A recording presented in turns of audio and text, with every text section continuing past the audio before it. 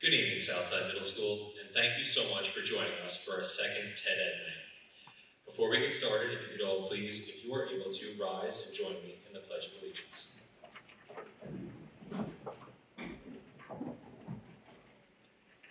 I pledge allegiance to the flag of the United States of America and to the republic for which it stands, one nation, under God, indivisible, with liberty and justice for all.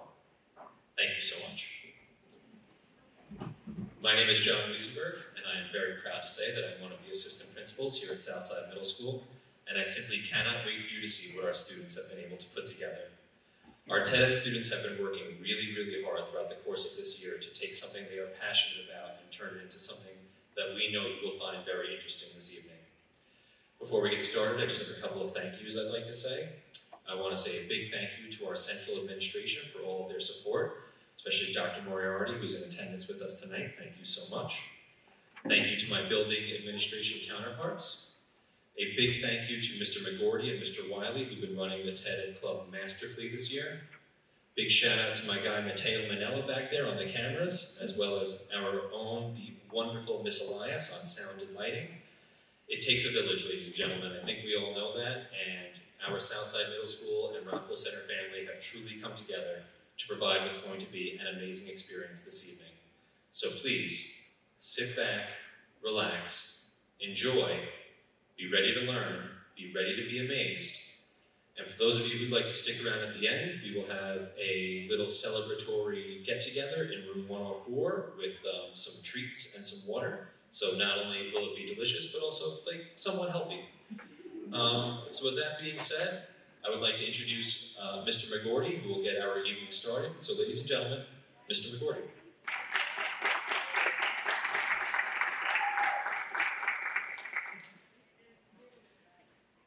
Tonight, I'm going to tell you a story of a newborn baby. The date was January 8th, 2007. A newborn and her mother were in their apartment in Flushing, Queens. The mother went into labor in the apartment. She didn't want to go to the hospital. She couldn't make it. No phone calls were made. She decided to give birth in her apartment, gave birth, and cut the umbilical cord of the newborn baby. What happened afterwards? What were the next steps? The woman brought the newborn around the corner to Flushing Hospital, around the corner from the apartment, and decided to give the baby up for adoption.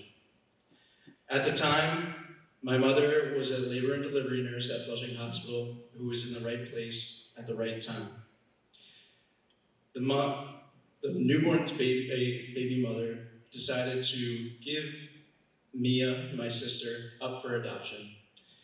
It was the greatest thing that we have, as a family, been able to experience.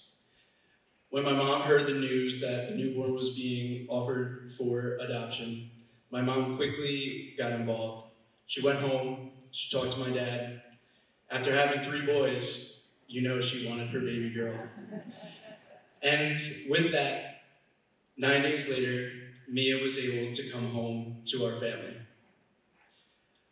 Over the years, Mia's infectious smile, her growing up into a young woman, her always involved in wanting to decorate and get into the Halloween spirit of dressing up as her favorite Disney character or lighting up a Christmas tree, and just being there for her family when she needed to. It just shows by the pictures that one little person can change your world. Mia has shown me as a big brother that there are those out there who need support and also need each other. As her big brother, I've been able to see her grow over the years, and I'm so proud of her. Adoption in the U.S. has increased tremendously over time. In the past decade, there have been many instances of adoption, not just in the U.S., but also international adoptions.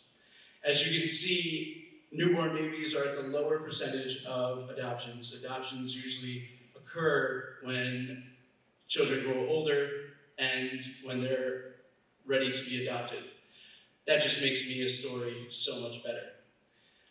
According to the latest study by the U.S. Health and Science, in 2021, over 100,000 adoptions occurred.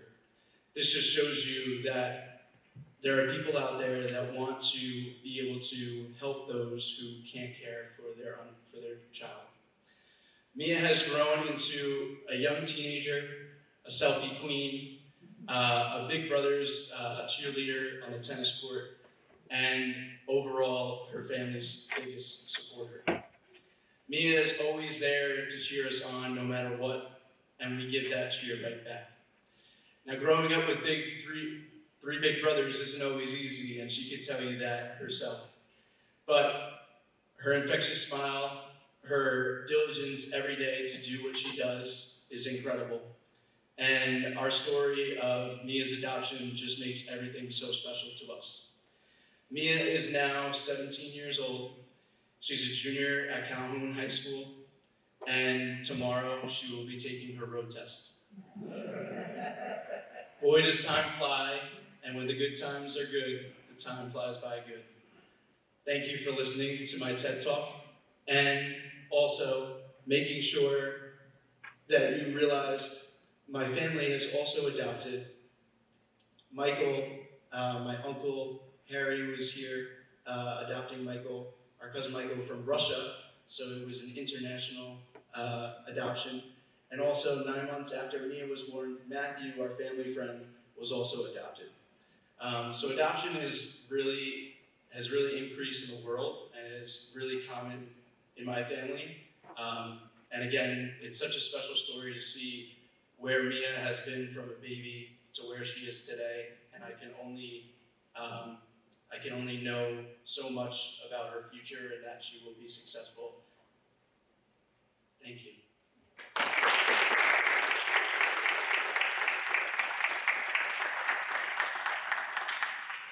Next up, I would like to introduce an 8th grader who will be giving her second TED Talk, and I wish her the best going into high school. Please give it up for 8th grader Nora Donohue.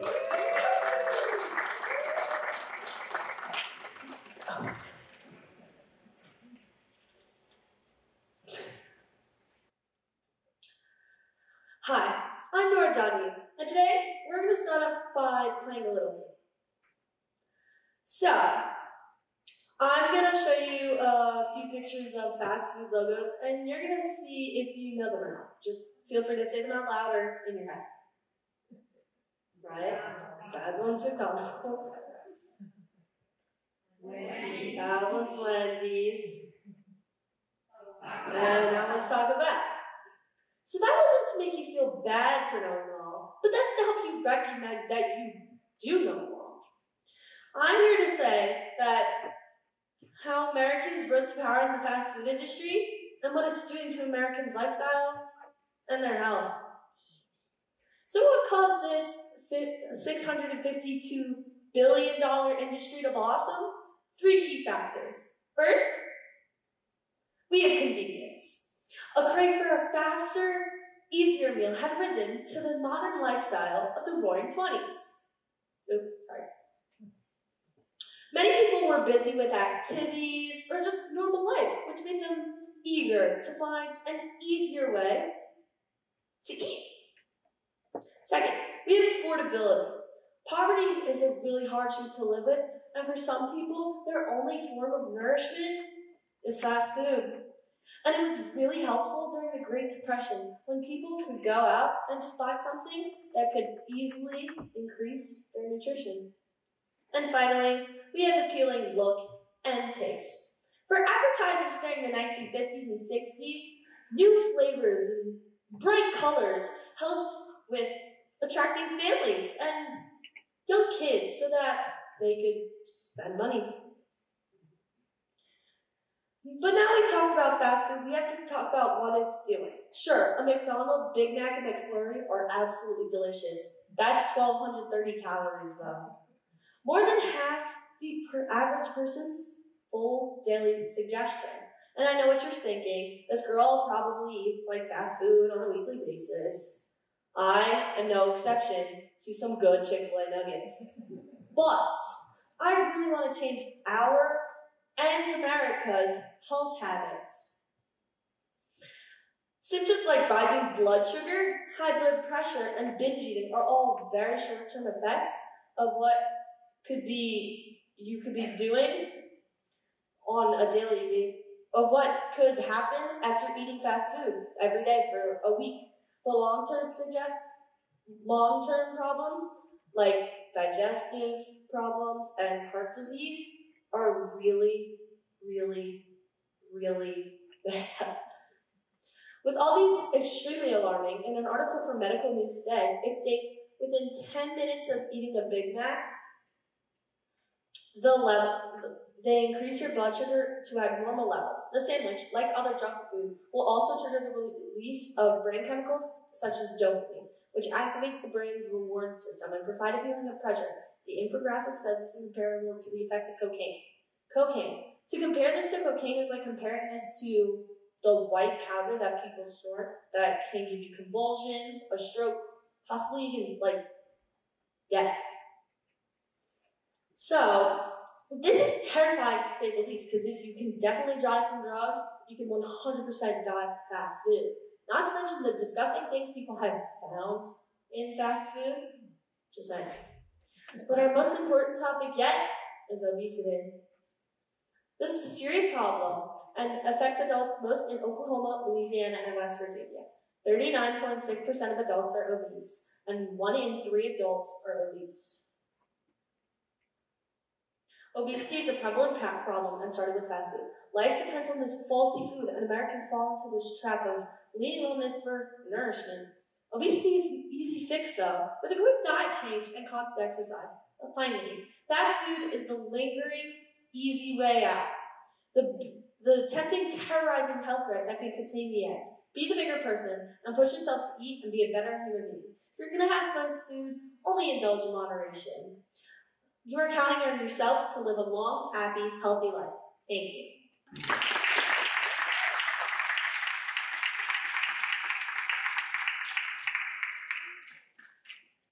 Hi, my name is Olivia, Dwyer, and I'm here to tell you why dance is a sport.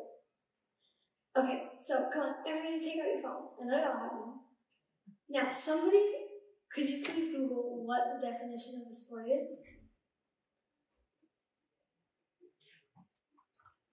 Anybody have it?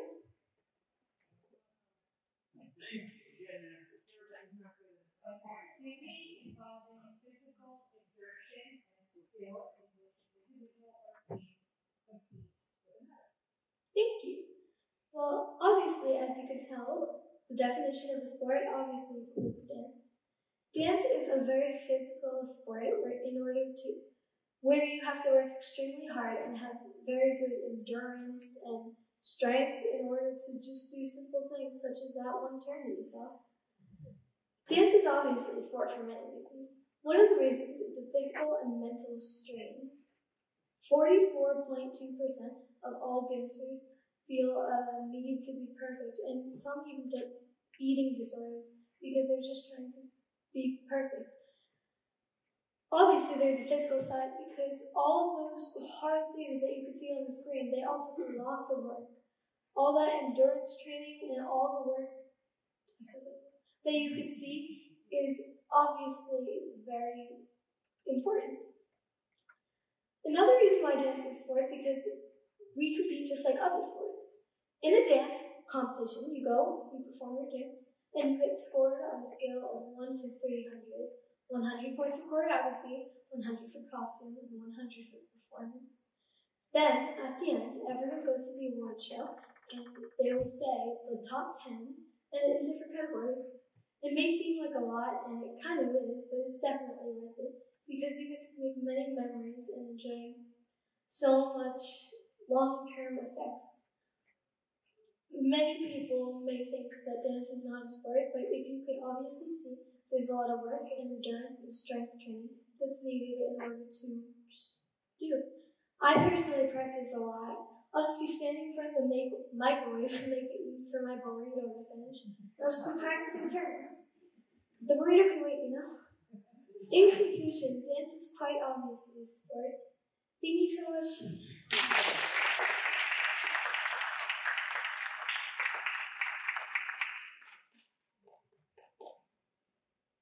Sorry. Please give that up for Olivia Dwyer one more time. 6th grade, giving her second TED Talk. Next up will be 7th grader Brendan Barry, who will be giving his first TED Talk.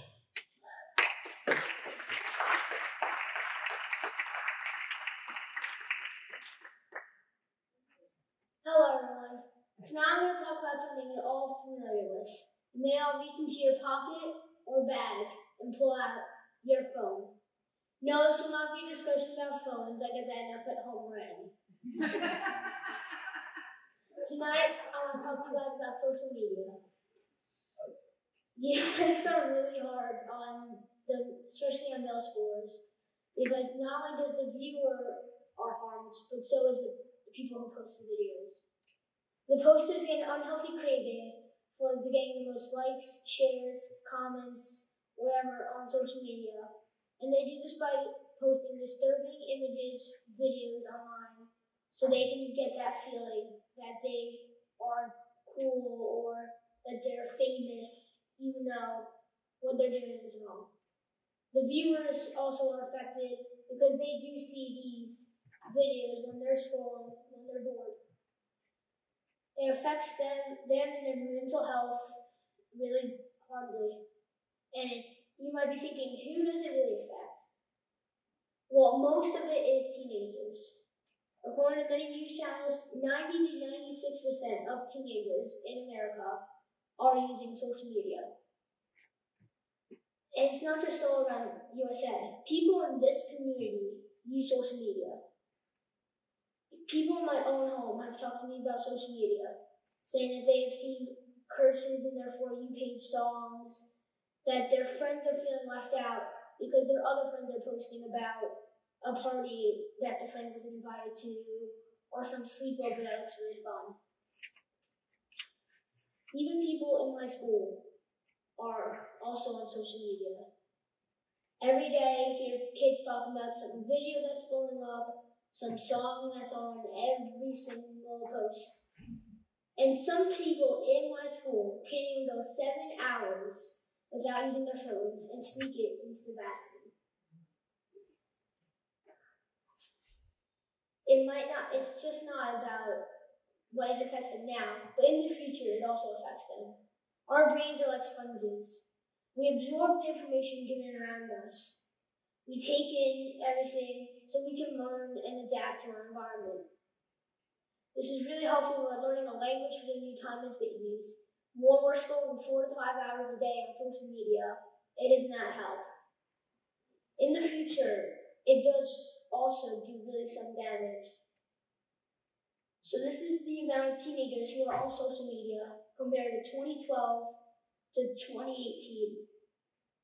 It almost doubled in just 6 years of people who are on it more than once a day. But this isn't the only thing that increased. The depression rates of teenagers also has increased by nearly 8%. This is really hard to see that kids that are as old as me are struggling. This is the deaths from drugs of teenagers. This is as well also increased. And even suicide. Again, kids that are my age, people that are in my schools, can suffer from just these little things. Where does this all come from? Social media. Every single thing I showed you is on the rise, and drastically. Everything almost doubled in just a span of about 10 years. So, people that I even know can be struggling with all this stuff and not even know the true cause. But some of it may come from social media, their addiction from scrolling, and they're really bored. Even though they have work to do, they're still on their phones just so they can, I don't know, feel happy, or maybe it's just because they're addicted. So not only are there short terms that right now they're struggling with, like feeling lonely or feeling like they don't belong, but even in their future, even when they're older and they're more mature, they still have effects that will last. And it's all because they can't last 5 hours without their phones. Thank you.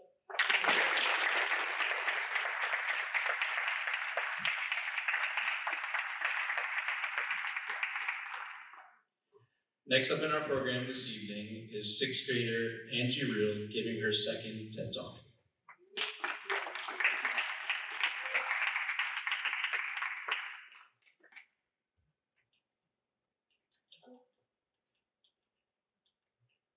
Hello, my name is Angie and today I'm going to be talking to you why there should be more homeless shelters in New York City.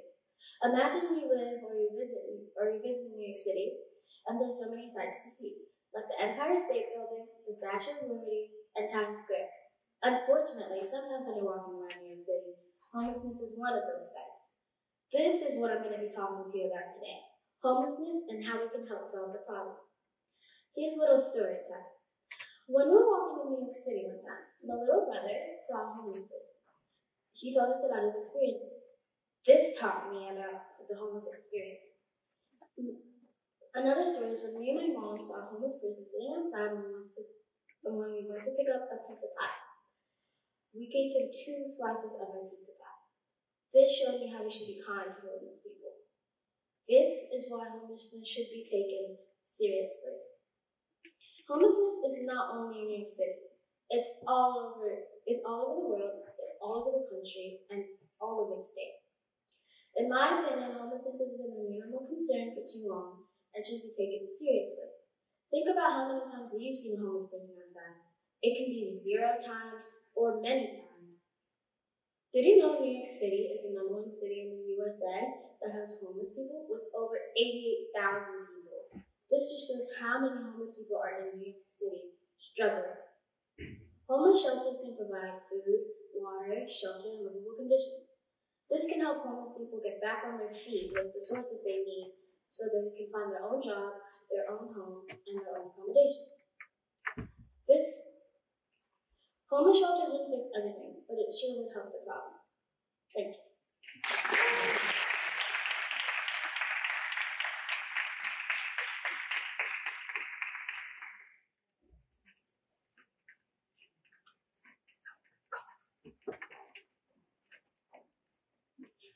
Next in our program is 8th grader Emily Perez giving her first TED Talk. Emily, here we go.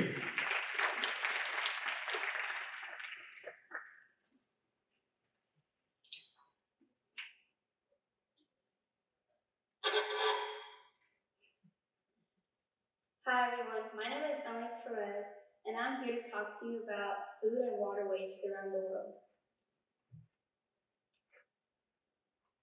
People waste a lot of food and water every single day. A lot of people out there are starving to death without any food and water. People around the world are wasting a lot of money for less food and water. According to New York Times in 2011, many of the failed harvests in the past decayed the consequences and weather disasters like floods in the United States and drought in Australia, and heat waves in Russia and Europe. This is insane. Reason why I chose this topic is because a lot of people don't really talk about it, and it's really important because you don't know how many people out there are suffering from food and water. 1 to 10 people on the planet are suffering and stuff. Women and girls spend on the estimate 200 million hours carrying water every day.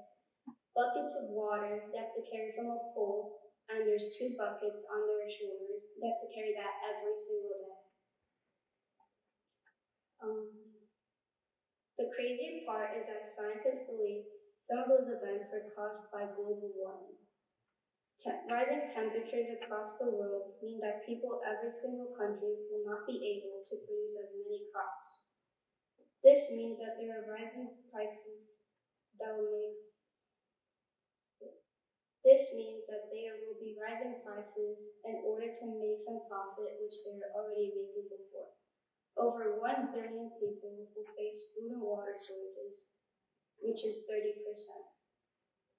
People globally claim that they are greatly personally affected by freshwater shortages, while a global majority feel personally affected, which is 56% of the world. Only 1/4, which is 25%, say that this is not affected at all. If we do not make a serious effect to stop climate change, this shortages of food and water will only increase. In the future, the lives of millions are at stake. Let's do what we can reduce the effects of climate change. If we take this seriously in the future, this will be a great success. Thank you for listening.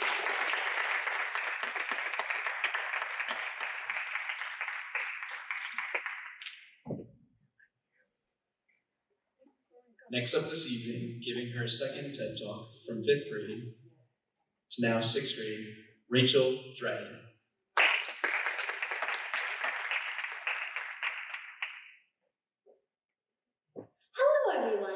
Today we're here to talk about some fancy words that might sound like a super secret code. But don't worry, I'm here to break it down for you in a way that your little kids can understand. Drainage back, IV line, TPN, sterile field, 7 hemoglobin. Well, that means you need more blood. Melanoma drainage, biliary drainage, white blood cell count of 12,000, but going up to 20,000? That sounds like a serious infection. And you might be wondering, is she a doctor? No. Are these ingredients for a magical potion? No. Well, these words, they're part of my everyday life. See, I'm not a doctor or a nurse. Well, not yet. But I got some serious assessment skills. And I'm only 11. Most kids my age don't know what these words mean. And guess what? I know a lot of the adults in the crowd are clueless too.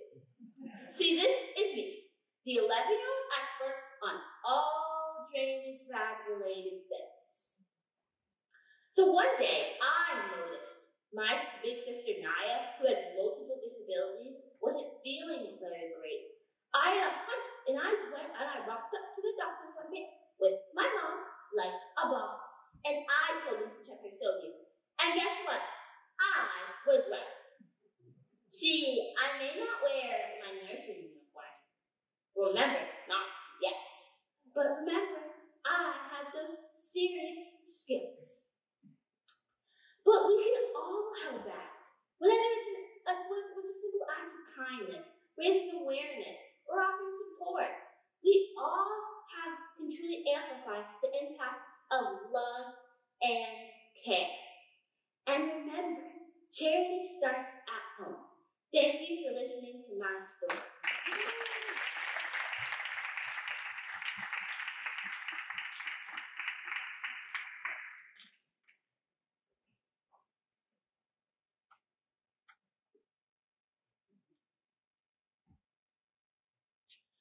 Next up, we have 6th grader Saranda Halsted giving her second TED Talk.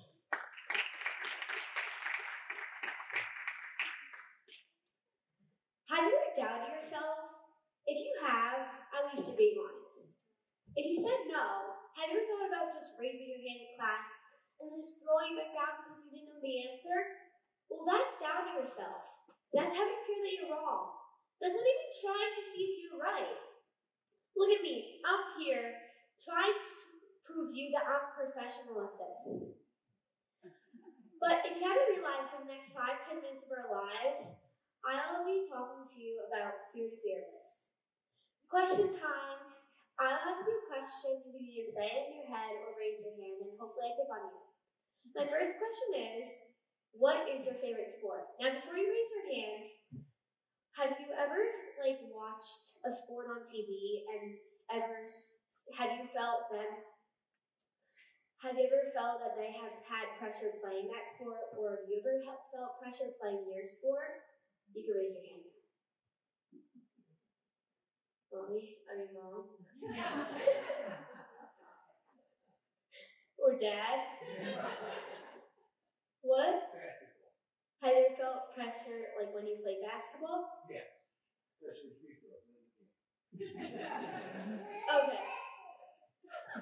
My next question is, if you're not too much into sports or have ever went on Broadway, or if you ever seen Broadway shows, what I meant, do you ever think that they had ever pressure performing on Broadway?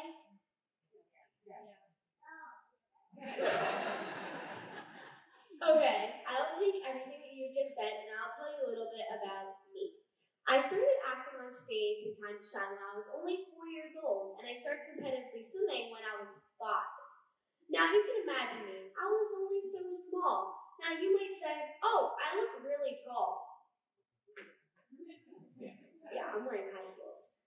So, when I was 5, I was about average height. I had so much fear when I was only, kindergarten. And when I saw the 17-year-old kids, I got even more scared. Now back to acting. When I was acting on stage at 4 years old, I was doing a little dance and sing as best I could. I had no responsibility, I was just trying my hardest. But when I started getting to ages 8 and 9, that's when I started having fears. I would get really scared backstage, same thing on stage for the first 30 seconds. But after that, I felt like I just had the flow. I started having more confidence in me when I get older. And so can you. Here's a strategy for just really any fears. You could just go for it. Me and my cousin once went on a roller coaster, and it was only me and her because everyone just chickened out, But it was really high, and obviously we knew that, but we didn't know that it was the tallest roller coaster in the world. This, my friends, this is King to Come. So we went on it. We actually really liked it. We liked it so much that we went it for a second time. Now, we wanted to go on it for a third time. We didn't have that much time. So that's what can happen to you guys. You guys can say, oh, I actually like this, or oh, this is not too bad. If you don't like the other strategy, you can use this one. This is mainly for if you have fears of talking in public, like this. You can take baby steps. You can start off by saying a couple sentences in front of just your family and friends, and then do it over and over again until you feel ready. You can say a couple more sentences in front of a large group of people, and then do it over and over again. And when you're ready, you can join a drama club, a debate club, or even a TED Ed club, like this. So if you're going to want to start overcoming your fears, you're going to have to start now. You're going to have to take a stand. You're going to have to try something new. So one wise person, someone said to me that if you want something that you never had, you're going to have to do something that you've never done. So you're going to have to try something now, or else you always put off for tomorrow and say that you'll do it, but you'll never do it. Trust me, I had experience. So you're going to have to try something new today, because trust me, it's worth it, because today is the day. Thank you for listening.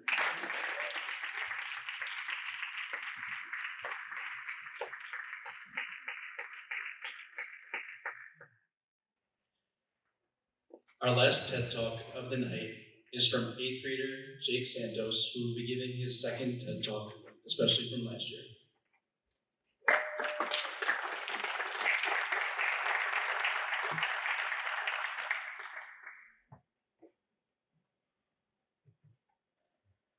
Have you ever been outside the country?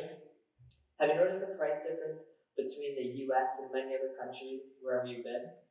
Personally, I've been to France, Italy, Spain, and Portugal. In all of those places, the prices have been dramatically different.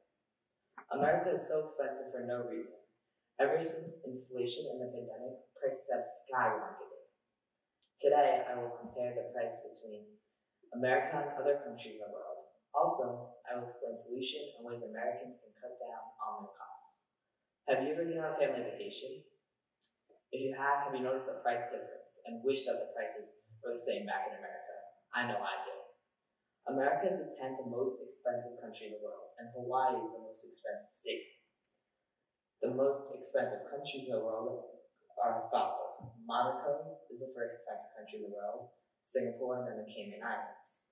The least expensive country in the world are Pakistan, Egypt, followed by India. All of these countries are very, very, very low class, while Monaco, Singapore, and the Cayman Islands are very advanced and full of rich people. So, personally, when I went to France, I saw that the prices were very, very decreased. So, when I saw the Arc de Triomphe in the Louvre, I saw a big decrease there, personally. The Arc de Triomphe costed only 17 euros per person to go up and see that, while the Grand Canyon costed $35 per car. That is a huge difference.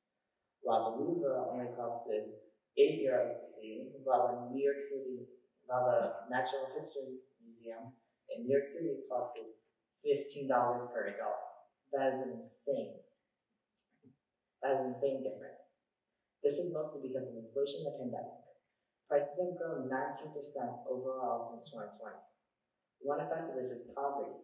With prices going up, people have trouble providing for themselves, and there is a more homeless population. With a more homeless population, people may have trouble providing for themselves. These are also other statistics of other countries compared to the US. Also, besides this price increase, colleges have gone up 135% between 1963 and 2021. Without college, more poverty can increase and a bigger homeless population. The ways that we can improve on this is by creating more acts such as the already signed Inflation Reduction Act. This act will help decrease prices and decrease inflation. Also, the government can raise taxes, because if the government raises taxes, then that will limit an individual spending power. Once an individual spending power is limited, that means that people will stop buying stuff and prices will decrease. Also, a wise person, my grandma once said to me, that if in doubt, just save, save, save. Thank you for listening to my TED Talk.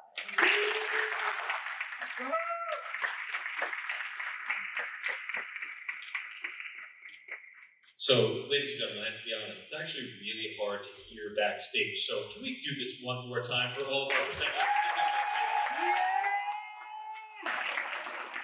We are so very proud. I'm going to call it before we end the evening, I just want to thank you all again for coming out and supporting our TED Ed Night. These young people put so much work and so much effort into what they did this evening, and I really think it showed. And I want to thank you all for your support and for helping us to create such a magical evening. And please, if you learned something, or if you were moved by something you heard this evening, share it. Right? These are ideas worth sharing, so let's please share them with as many people as we can, because our young people deserve immense credit. One more time, I just want to thank our Board of Education, our Central Administration, the entire Southside Middle School family, Mr. Manella back there on the camera, Miss Elias on sound and lighting, Mr. Wiley and Mr. McGorty for putting in amazing effort and helping out with our TED Ed Club. And thank you again to all of you, our Rockville Center family. This is an amazing community where amazing things happen. So one more time, let's bring out all of our presenters and let's clap it up. Come on, guys. Go.